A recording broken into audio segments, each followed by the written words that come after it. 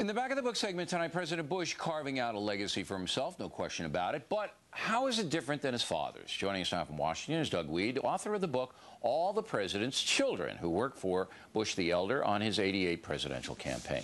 Just from an observation, and I've met both men, it looks like the younger Bush is more confrontational than his father and a little less diplomatic. Am I wrong?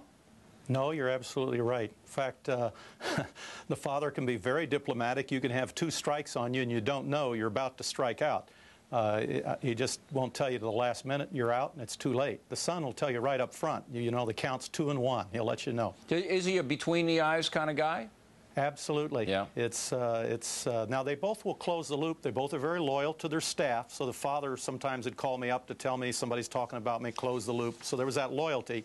But yeah, there's no question about it. The son is right in your face. Now, does he hold a grudge, the younger Bush? It looks to me like if you get on the wrong side of him, well,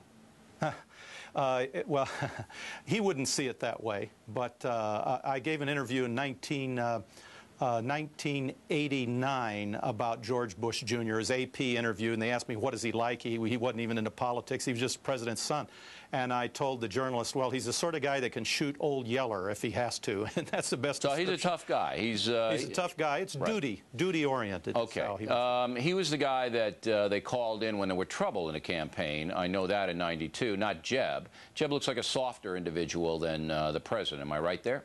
Well, you could use the word, and I guess this is ironic, politic. Jeb is, like his dad, a little more diplomatic. Right. But the son's, it's worked for him. They're all very wary of the press, though. All three of them. Both very much, yes. Yeah, they don't have much use for us. And neither do I. Well, you know, both of them have a problem with big shots in public life, whether it's entertainment, wherever it is. What do you mean, big shots?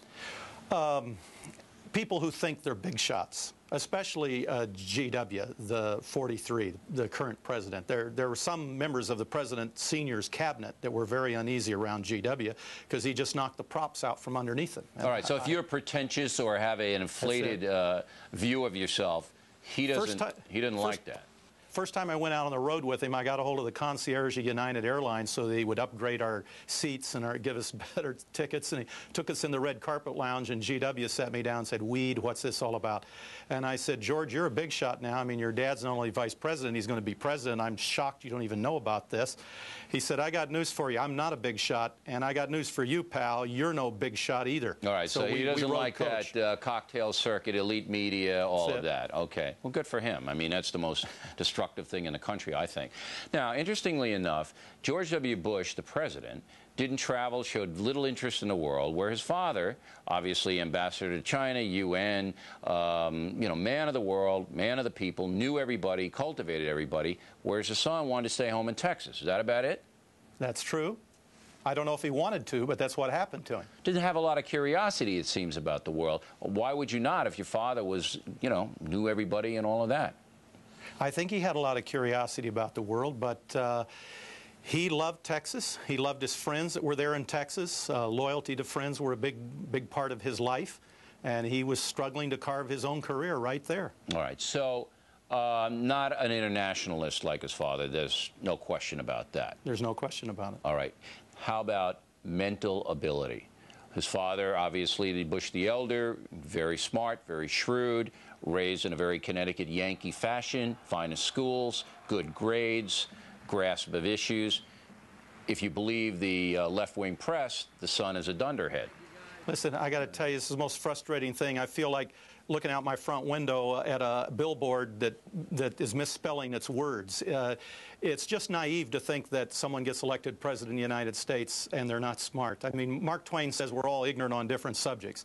And no, GW doesn't read John le Carre, but when Elizabeth Dole got into the race, I sent him a memo warning him what was going to happen. He called back and told me exactly what would happen, and it's exactly what did happen, and that happens over and over and over again. Well, the perception so he knows his politics. Yeah, and he's not fast on his feet like Clinton. He's not a natural speaker. Well, he doesn't rehearse. He doesn't rehearse. Right. I got to tell you, he feels it's phony. When I interviewed him in the presidential race, I didn't know him, never saw him, sat down with him, and he impressed me. He impressed me, and I, you know, after that, I read all these other things, and I said, not true. Guy had a good grasp of the issues, and he could give and take with me, and I didn't give him a break. I was right on him.